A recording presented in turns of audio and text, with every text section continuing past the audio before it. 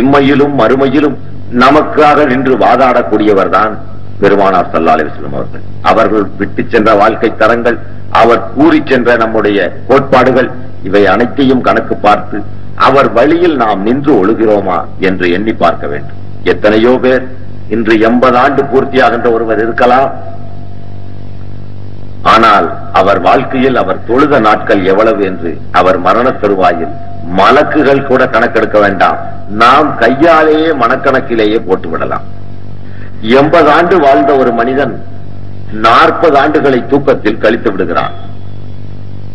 ஒரு நாள் என்பது 24 பாகங்களாக பிரிக்கப்பட்டால் அதில் சமபாகம் 12 இரவு 8 காலை 8 வரை இவன் வீட்டுக்குள் அடைவிட்டு விடுகின்றான். பகலில் இந்த 12 மணி நேரம் தான் இவன் வாழ்க்கை.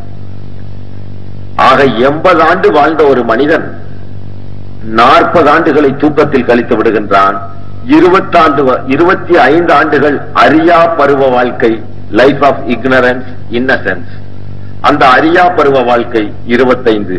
ஆக 40ம் 25ம் 65 போக 15 ஆண்டுகள் தான் பூ உலகில் மனிதன் வாழ்கின்றான்.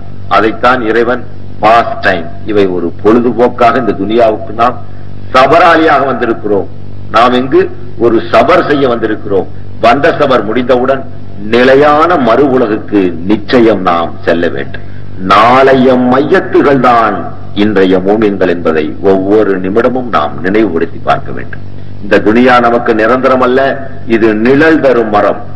இந்த மரமும் நம்மோடு வந்து விடாது, நாமும் நிரந்தரமாக இங்கு தங்கிவிட முடியாது. இந்த 15 ஆண்டு கால வாழ்க்கையில் மொத்தம் ஒரு மனிதன் 80 வருடம் வாழ்ந்தால் 15 வருஷம் தான் அவன் வாழ்கிறான். 40 வருடம் அவன் வாழ்ந்தால் 7 வருடங்கள் தான் அவன் வாழ்கிறான். 60 வயதில் சென்றால் அவன் அதற்கு தகுந்த மாதிரி கணக்கு போட்டுக் கொள்ளும்.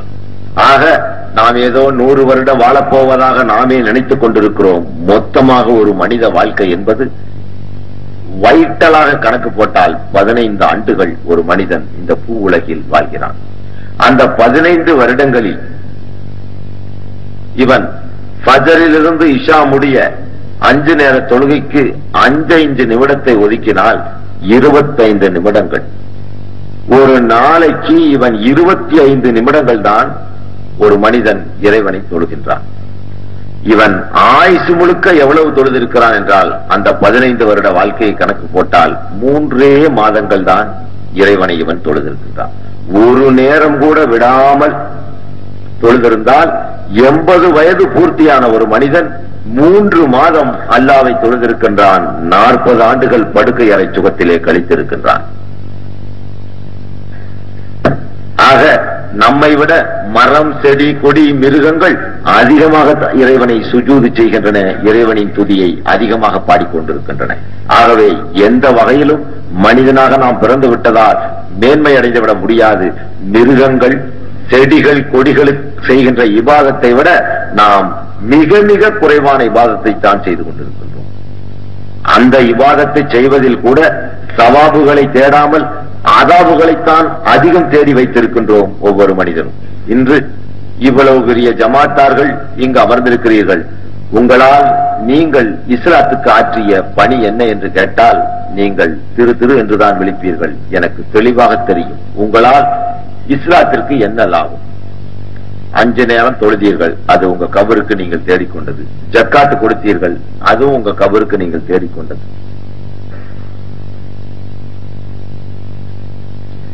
இந்த தௌஹீது கொள்கையின் சாரத்தை இறைவன் மனித குலம் முழுமைக்கும் இறக்கி வைத்த ஒரு மார்க்கத்தை இந்த தூது